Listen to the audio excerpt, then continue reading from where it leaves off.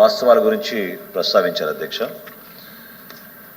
కూటమి ప్రభుత్వం ఏర్పడిన తర్వాత ఇప్పటి వరకు ఈ అక్రమంగా సరఫరా చేసే బియ్యం ఒక ఆర్గనైజ్ నెట్వర్క్ విధానంలో జరుగుతుంది అధ్యక్ష. ఈ గతంలో ఎప్పుడు కూడా మనం ఎవరం కూడా ఊహించలేదు.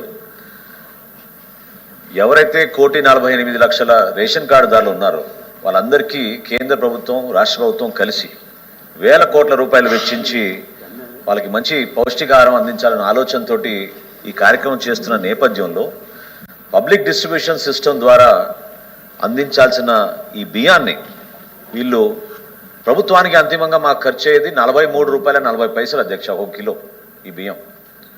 దాన్ని దుర్మార్గంగా ఒక ప్రణాళికబద్ధంగా ఒక ఆర్గనైజ్ సిండికేట్గా వీళ్ళు ఏర్పాటయ్యి ప్రతి నియోజకవర్గంలో ప్రతి జిల్లాల్లో వీళ్ళు ₹10కి కొనుగోలు చేసి ఇతర దేశాలకి ఎక్స్పోర్ట్ చేస్తున్నారు అధ్యక్ష.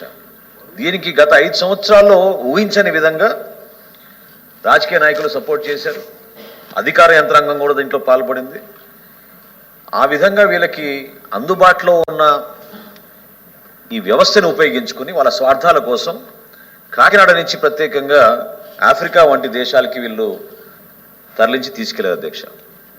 మన ప్రభుత్వం వచ్చినాక, కూటమి ప్రభుత్వం వచ్చినాక ఇప్పటి వరకు 1010 కేసులు బుక్ చేసాం అధ్యక్ష. 1010 కేసెస్ 6A కింద 60,051 మెట్రిక్ టన్నులు మన ఆంధ్రప్రదేశ్లో స్వాధీనం చేసుకున్నాం అధ్యక్ష. కాకినాడ విషయానికి వస్తే ప్రత్యేకంగా అక్కడ జరిగిన దాడులు 28 జూను 29 జూన్న మా పౌర సరఫరాల శాఖ నుంచి మా ఎండి గారు, నేను, కలెక్టర్ గారు, జాయింట్ కలెక్టర్ గారు, ఇతర అధికారులు కలిసి 13 మిల్లుల పైన దాడి చేశాం అధ్యక్ష. 13 మిల్లుల్లో కూడా అక్కడ ఖచ్చితంగా ఆధారాలతో సహా మాకు పేద ప్రజలకు అందించాల్సిన ఈ పీడిఎస్ రైస్ అక్కడ నిల్వలు కనబడ్డాయి అధ్యక్ష. ఇందాక నేను సమాచారం అందించినట్టు 51,427 మెట్రిక్ టన్నులు మనం సీజ్ చేశాం అధ్యక్ష ఆ 2 రోజుల్లో. అందులో 26,488 మెట్రిక్ టన్నులు పీడిఎస్ రైస్గా నిర్ధారించడం జరిగింది.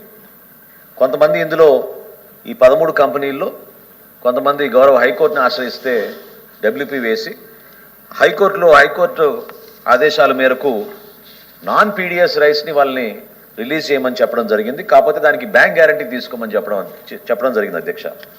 సో ఈ 13 మంది ఎవరైతే బ్యాంక్ని ఆశ్రయించి కేసులు వేశారో 83,73,00,000 వాళ్ళు వెచ్చించి బ్యాంక్ గ్యారంటీ ద్వారా వాళ్ళకి నాన్ పీడిఎస్ రైస్ని మళ్ళీ తిరిగి ఇచ్చేయమని గౌరవ హైకోర్టు ఆదేశాల మేరకు ఆ ప్రక్రియ కొనసాగుతుంది అధ్యక్ష. అంతటితో ఆగలేదు అధ్యక్ష. గౌరవ సభ్యులు ఎంతో ఆవేదనతో చెప్పారు.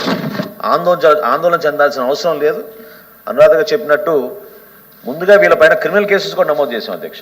6A చట్టమే కాకుండా క్రిమినల్ కేసెస్ నమోదు చేసి ఎసెన్షియల్ కమోడిటీస్ యాక్ట్ సెక్షన్ 7(1) కింద కేసులు నమోదు చేశాం.